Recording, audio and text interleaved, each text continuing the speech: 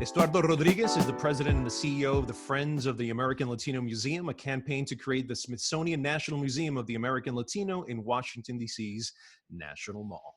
Estuardo, welcome to the Brown and Black podcast. Welcome. Thank you. Very excited to be here with you guys. Well, congrats on your organization's significant victory of obtaining a House voice votes. Yes, aplausos, Yes, aplausos. thank you. To create the Smithsonian National Museum of the American Latino. For those who are unfamiliar with the term, what exactly is a voice vote, and what are the next steps that need to occur to seal an official approval of this? I had no idea we were going to do how a bill becomes a law, but I'm happy to do that.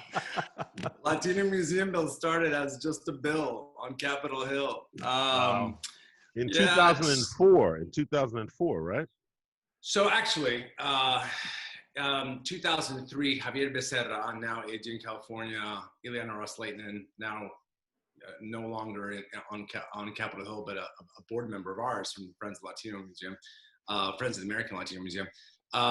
They introduced the first bill to create a commission to study the viability of an American Latino Museum. That bill, we got involved in 2005 officially as a group, and focused on getting that bill passed. We did get that bill passed. And it's interesting because many people think it was passed under President Obama. It was actually signed by George W. Bush to create a body that would study the possible creation of an American Latino Museum. They started their work in 2009 and turned in a report in 2011 on Cinco de Mayo, perfectly timed, of course. And that report laid out the plan. And you can find that report on our website, theamericanlatinomuseum.org. And it lays out what it could contain, the missing stories of the Smithsonian, and of course, possible cost. Roughly $625 million is what they said back then in 2011. Since that time, we had been focused on passing the authorization bill, which is the National American Latino Museum Act, which just passed this week. That bill we had been working on since 2011, 2012. It's gone through 3 different Congresses. This is the 4th one. I'm very excited about finally getting that one through. So let me tell you, kids, it's a lot harder to get a bill passed, and of course because of the elements of what's happening in the country, what's happening in the partisanship.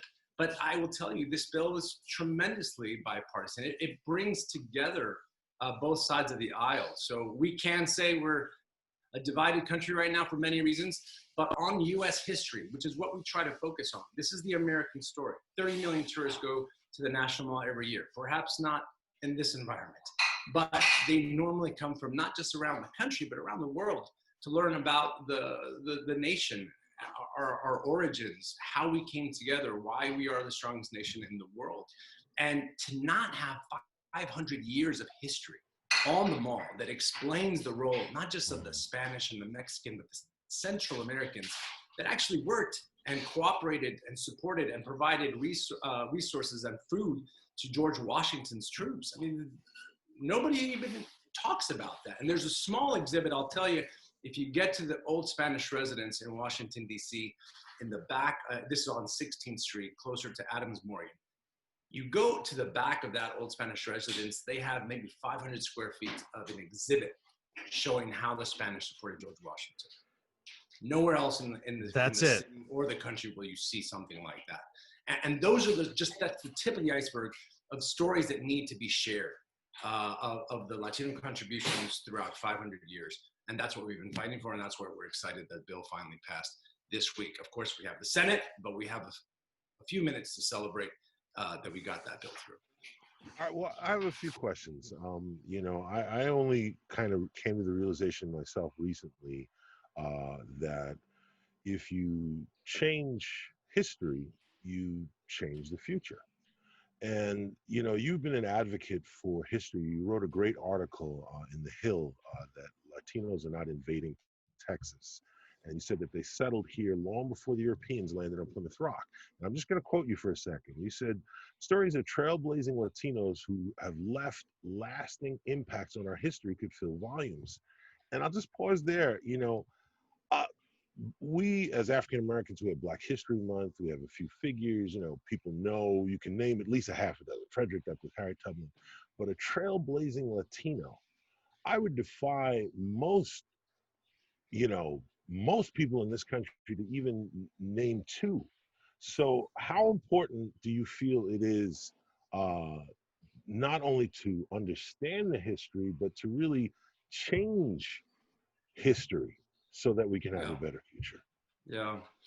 That article that you're citing came after the El Paso shooting, which of course we're coming upon that anniversary now. It's an amazing story because the people that kind of gloss over what happened assume some crazy person just showed up in El Paso and started firing. But that individual drove over 7 hours, went specifically to that place because of the density of the Latino community. A community there that did not arrive 200 years ago, did not cross the water to move to that area, and didn't cross the border to move there yesterday. They have been there and they've always been there. The idea in this madman's head was that there was an invasion happening, on the border, and that if no one was going to do something, he was going to do something. Had he understood his history, had our American classrooms focused on the history of that piece of our country, that land, he would have understood the important, economy, business, society, arts, community leadership that built El Paso in that area, that made it what it is today, and the cross-border economy that's reliant for all those people to have jobs and work. There was no invasion happening. It was basically just business as usual for the last 500 years or more. There are communities there that have lived in 3 different countries. My wife is from San Antonio and did her ancestry and realized that at one point that piece of land where her family still is was Mexico. Then it was the independent Republic of Texas. And then it was part of Spain. And then it was the United States. That's history. We can't and should not ignore that simply because of the political rhetoric in the country that makes us believe that we're somehow less, or that someone is invading us, or that there is a hostile force trying to subvert the American flag. That's not accurate. What is written, what should be written in those history books, is the accuracy of how we came to be. And that's missing on our national mall. And it has tragic consequences, as we saw in El Paso. Estuardo, when we talk about race in America, we're really talking about white and Black for the most part. And Latinos, and it's been said many times, we're invisible. And that takes a hold on us, since we're childs. We don't see ourselves represented in any way. You don't read about our history or in our contributions in America. Why do you think that happened? Why us? What happened throughout history, especially with the Spanish coming to America? What happened that our contributions were, for the most part, erased? And if you ask, like what Mike was saying earlier before, if you had to mention 2 iconic Latinos in the history of America, people will have a hard time naming them. Absolutely. Other than an actor or an actress. Right.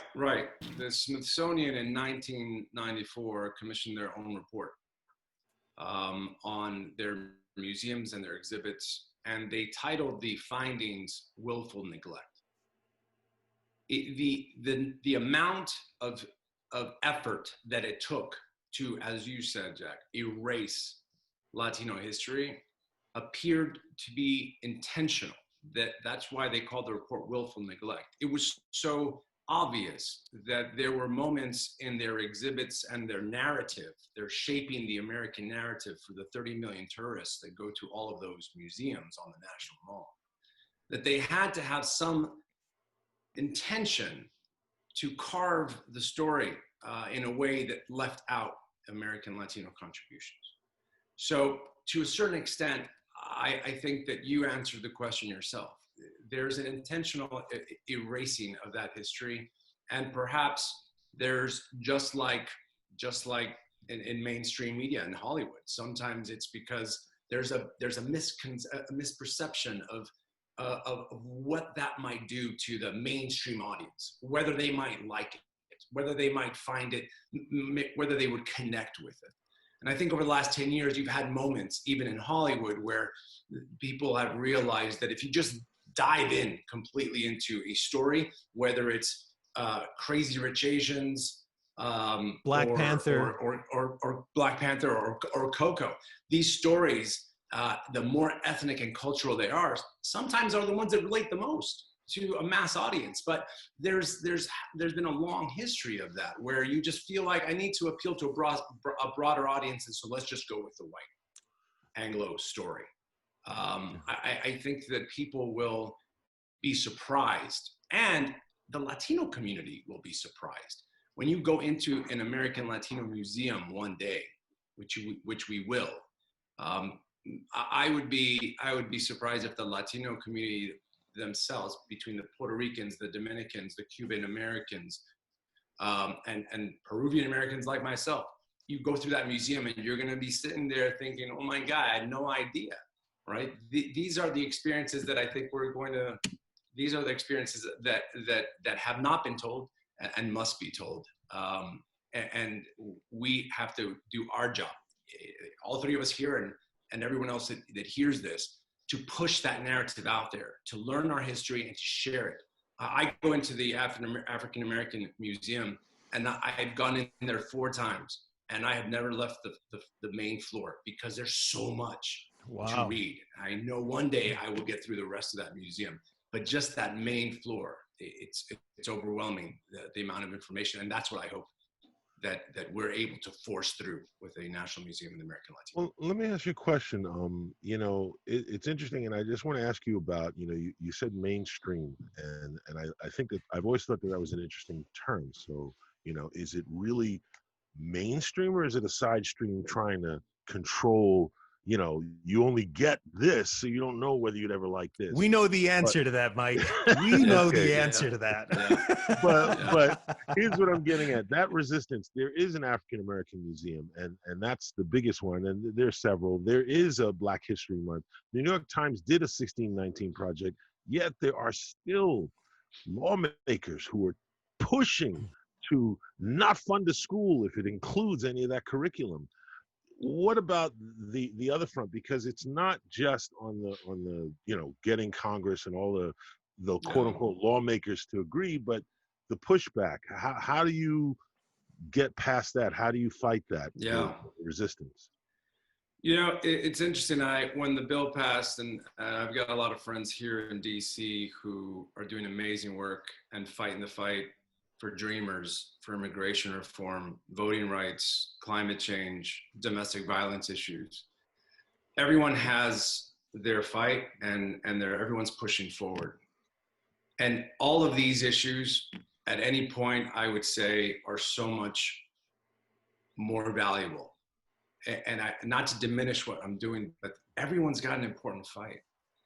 And when the bill passed, I had a number of people reach out to me saying, congratulations, that's awesome. And you have to stop sometimes and appreciate the small victories as you move forward, because we're pushing that train and keeping it moving. And then you realize that you're contributing to one piece of how to make our society better.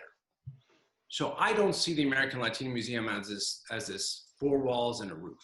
That's not really what the goal is. The goal is to help shape the narrative of the nation, of the Latino community across the nation.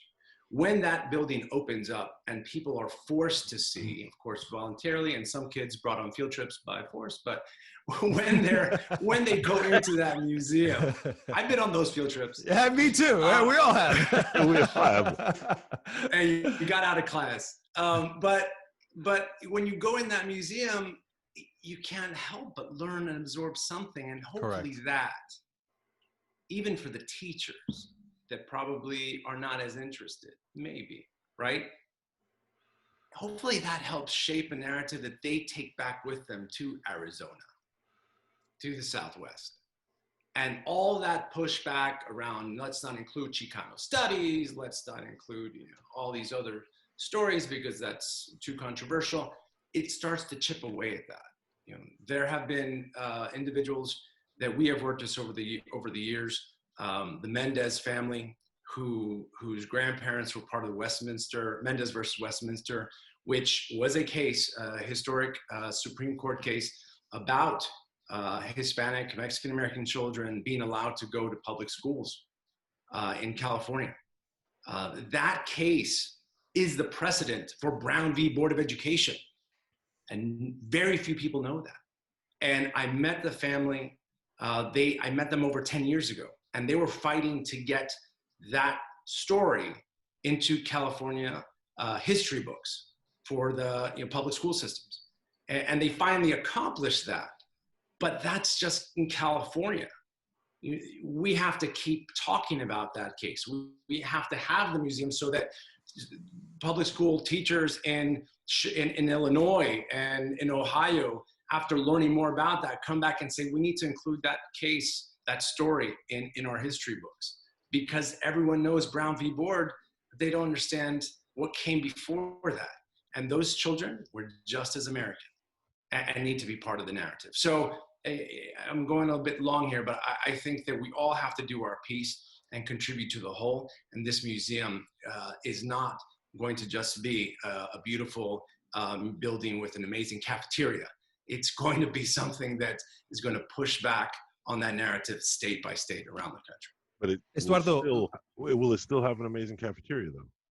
It will have to. Look, I don't even know where to start. Latino food, yes. I'm not sure if we're going to have yuca frita first or los tamales or what. Yeah. Los tamales, that's right. Take some empanadas to go. There it is. That's it. My favorite museum already. That's right. Already, dude. Already. Well, let's talk some insider baseball here. Let's talk about some details. The National Museum of the African American History had a price tag of $500 million. Half of it paid by the federal government. The Indian Museum, a third of it was paid by the federal government. Who will be paying for the American Latino Museum? Will it be privately funded, or will finally the government pay what they should have been paying for years? No. Well, I was going to go to Oprah myself because I'm hoping she got some Panamanian or some Dominican background. She helped out the African American Museum. I'm like, come on, Oprah. Oh man.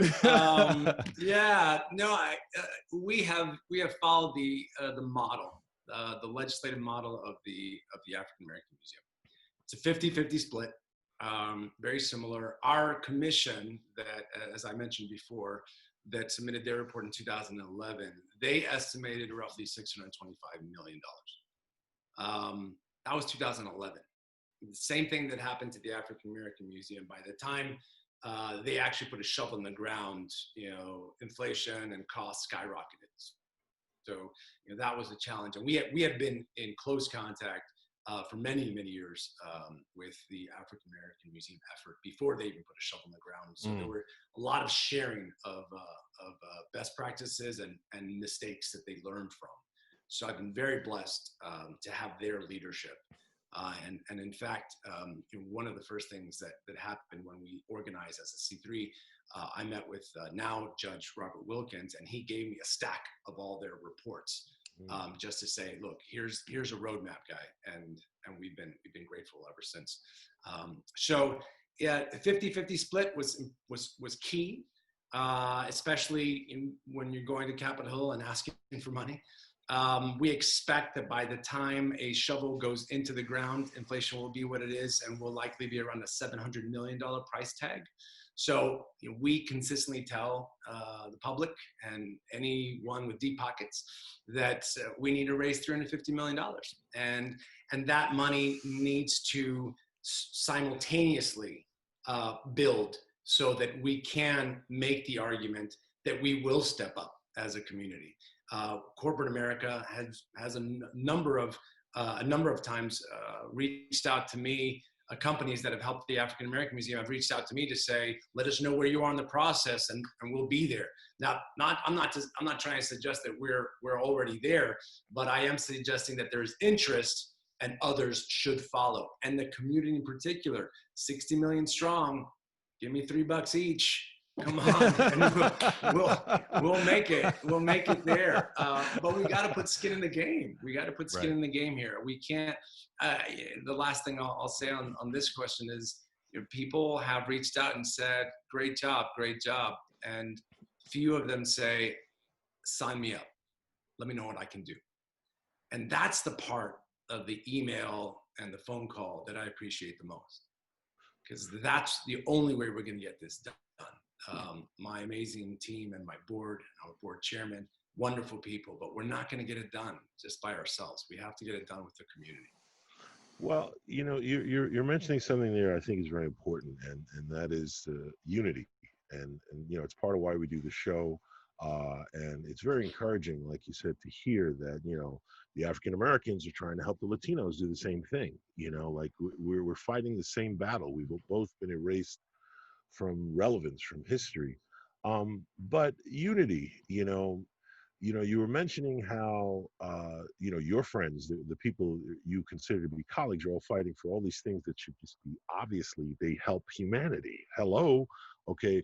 But you're up against, all the things that have been passed by this administration are not things to help humanity. They're things to help corporations. And you mentioned also unity with the community. And if it's okay for you to weigh in, the community sees itself a certain way, but if people who are in a position, let's just say, disregard the community, and I'm talking about Goya, like, how do we unify? How do we work around that? Because that, in my opinion, has to fracture a certain amount of unity within the Latino community. Yeah. I think I think in this environment, we have found more than enough opportunity to divide, to pick our side, and especially when it comes, to companies. I won't give an opinion on Goya as much as I will say that in the last 15 years that I have not just worked on the Latino Museum, but also, my other hat is as a government affairs communications consultant. And along that path, I've worked with many companies. It's interesting to me that when I first started doing that work, I had to explain to a company why the social good and the engagement with Black and brown communities was important and valuable. And then just this last year, you saw the George Floyd Policing Act that was introduced by the House.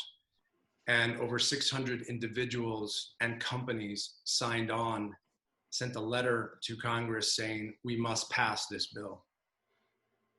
Whatever the reason was that the companies had, there were iconic brands that signed up and said, yes, we have to do this. And so for me, it was amazing because we've come a long way where companies now are starting to realize it's much more than just the profit. You have to take care of the people that take care of you, the consumers that are showing up and buying your products and loyal to you. If they go away, you go away. Right. And the companies are realizing that they have to have some value. They have to stand for something. Where are your values? And this last year, if not the last 3 or 4 years, they've had more than enough opportunities to take a stand for values. Now, some haven't, and I'm not going to give an opinion on that. But those that have, I think are sending a stronger message that we can no longer go around as a business as usual. We have to come together and stand with our values. And I hope that that's something that will continue to grow as opposed to go in the other direction. And I'm sure that Goya at some point, because of their footprint that they've left in America, probably would be introduced into the American Latino Museum, which then brings me to the following thing, Estuardo. Was there ever any consideration of naming the museum the Latinx Museum or the Hispanic Museum? I mean, we've been through so many labels and so many terms. How did we end up with American Latino? Because I, for one, have never truly identified myself as an American Latino. I might have said U.S. Hispanic or Colombian American. Right. What was the discussion about this? And finally, how did you get the American Latino name for the museum? Do you have a question, Mike, for me? I'm happy to take it now. I'm happy to take it right now. Oh, man. Jack. Look, I maybe this is a controversial thing, but I think the beauty of the African American Museum is that it starts in a unifying point. There's a central trigger that everything spirals out of. With the American Latino Museum, we're not going to necessarily have that. Our central point will be cultural, which we can go on and on about what that means and how people identify through language, food, family, etc. Right? And of course, dance. But the unifying points or the nucleus, come from all over. You have got the Spanish, you've got the Central Americans, the South Americans, you've got the Mexicans that have always been there. You have the Taínos, the native people of Puerto Rico, and so many other little points around the Southwest where our people always were, right? What I've said many times to as I go to Chicago or LA, Miami, you have to know who your audience is before you start talking about an American Latino Museum.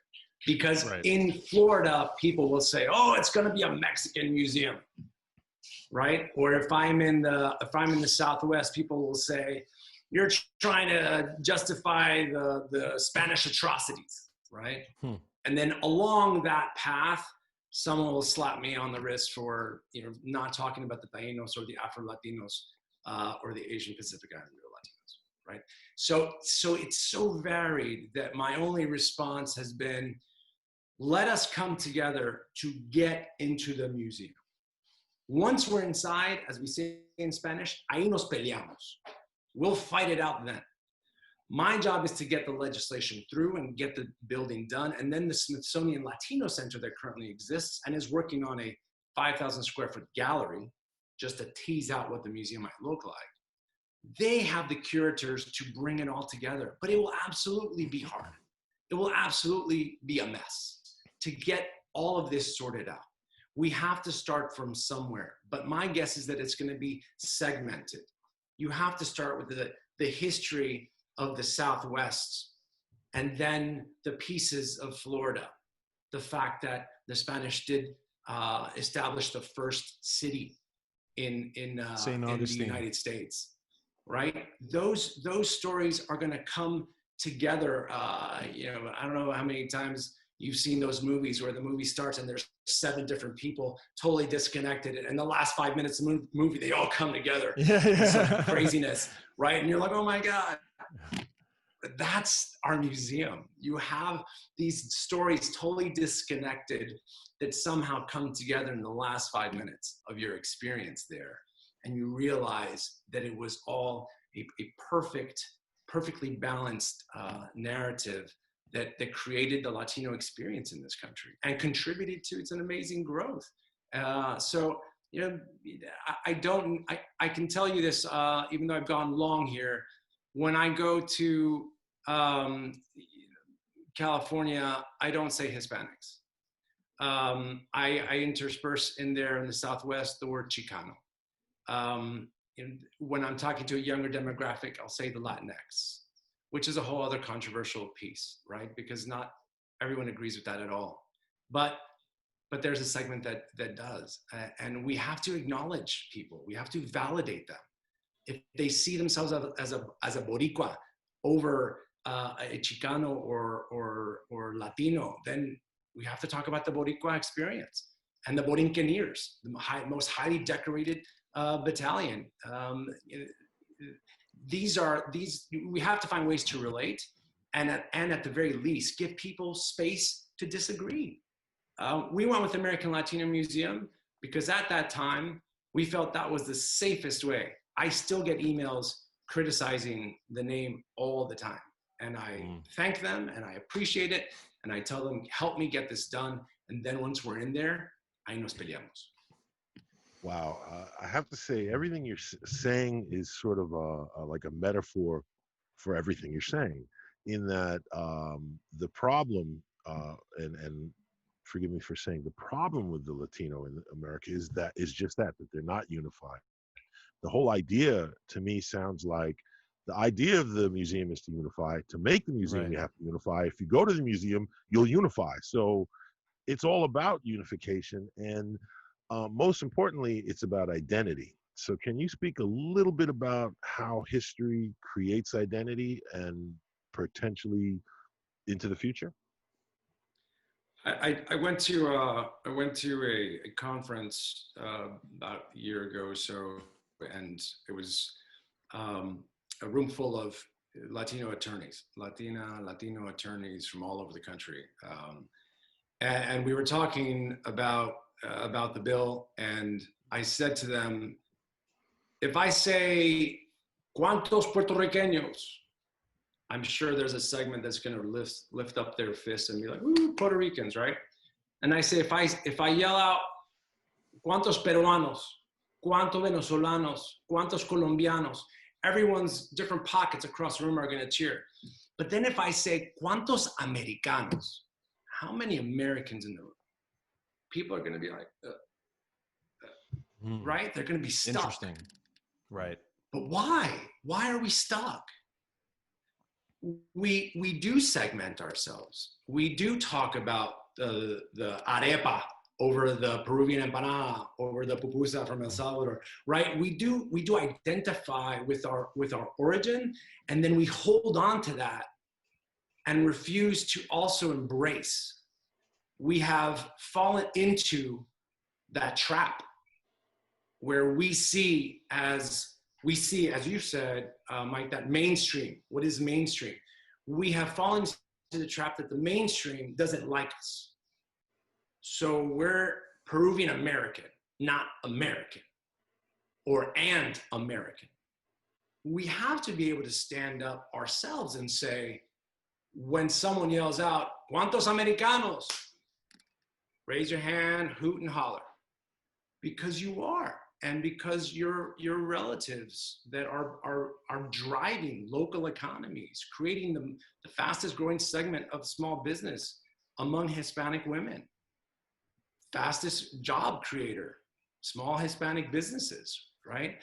But yet we hesitate to embrace that American identity for fear that we're somehow working against our own people, and we're not. So that identity piece has both been created by us and also imposed on us. And that's the piece that we have to break out of if we're really going to come together. There should be no question that you can have a Peruvian origin, but be fully American, because that's what America is, diversity. I'll stop.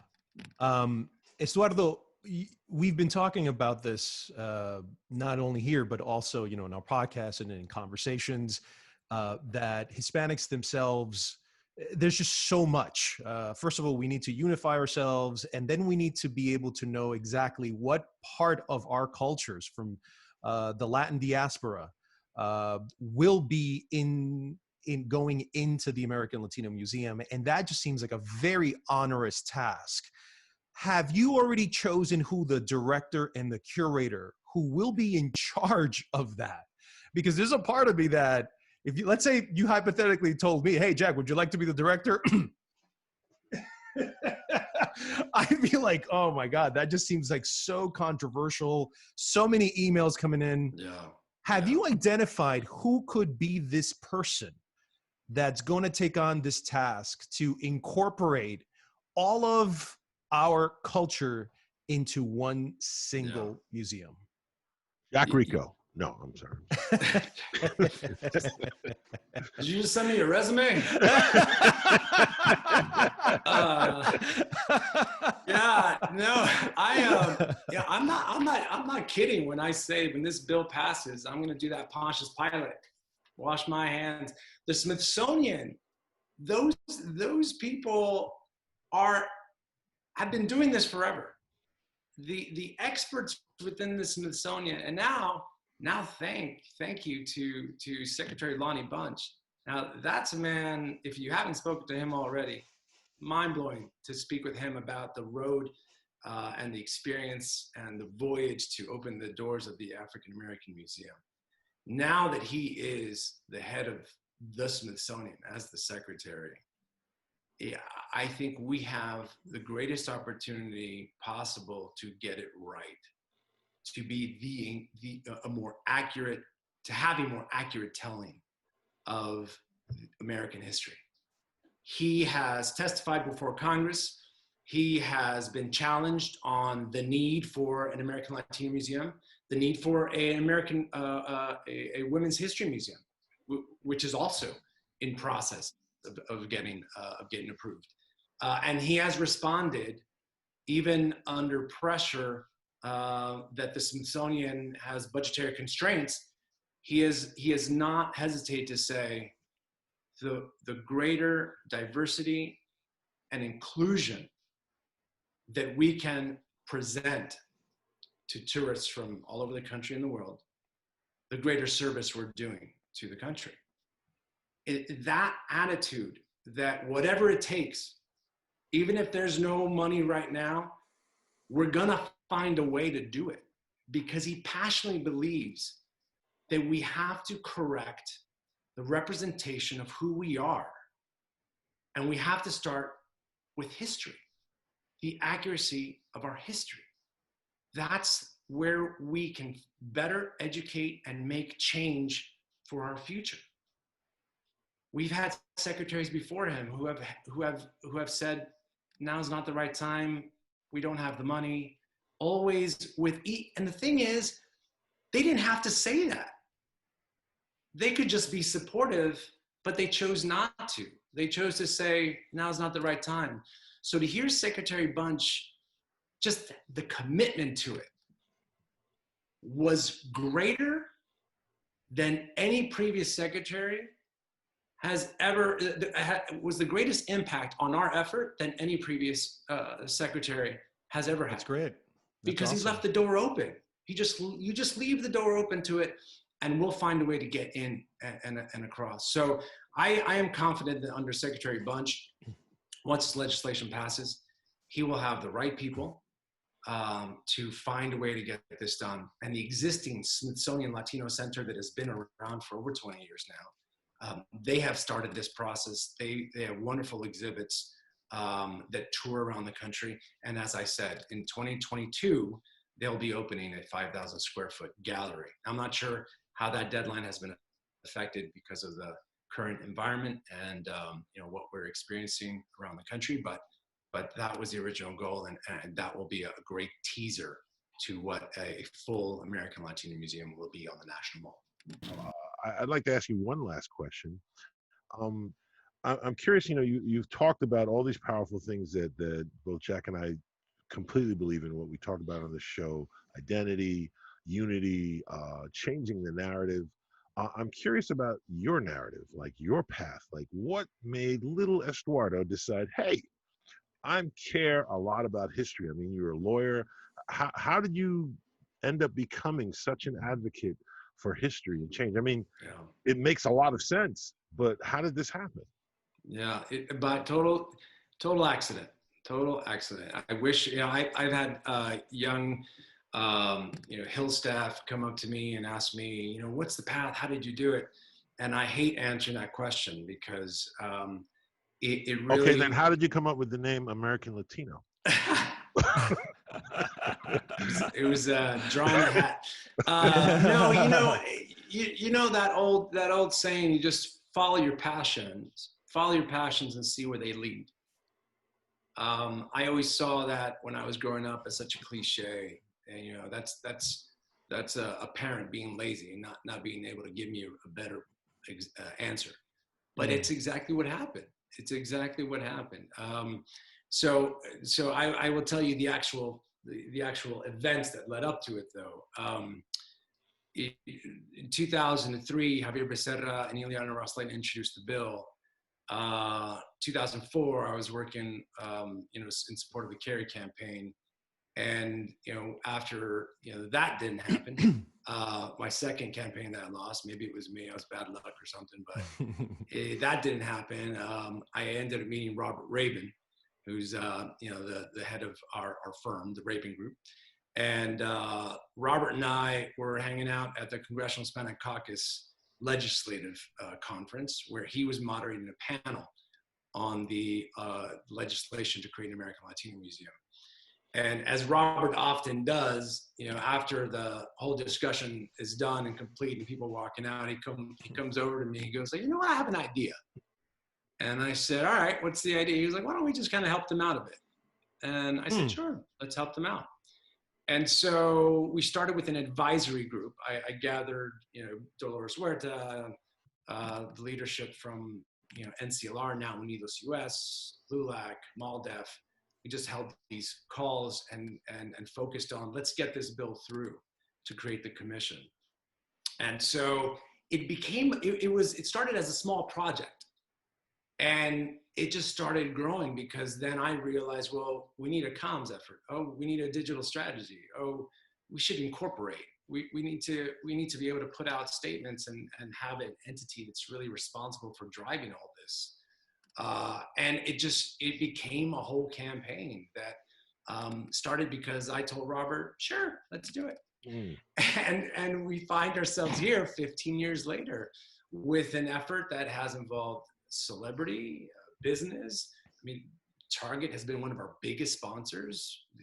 This is my commercial in the middle, but Target has been one of my biggest sponsors all across.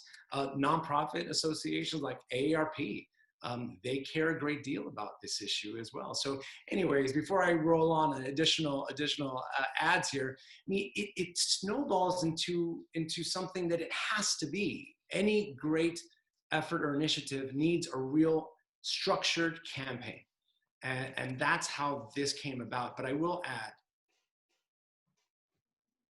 if I was Puerto Rican, if I was Mexican American, generations here, I wonder how what my lens would have been, because I am first generation. I was born in Washington, D.C., Peruvian background.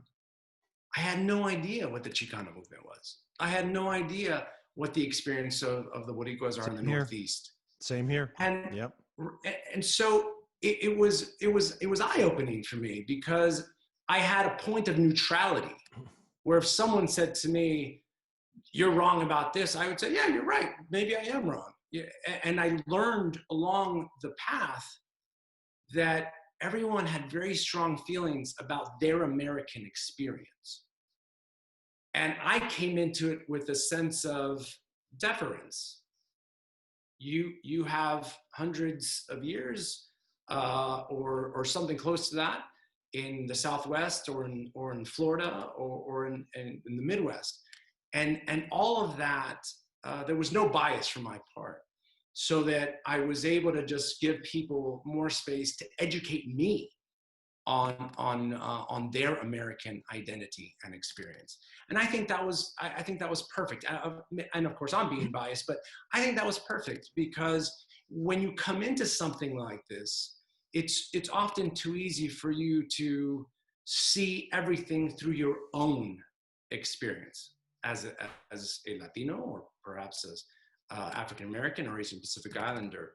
And it was very important through this whole process that there was some neutrality to it, to present the stories as they are.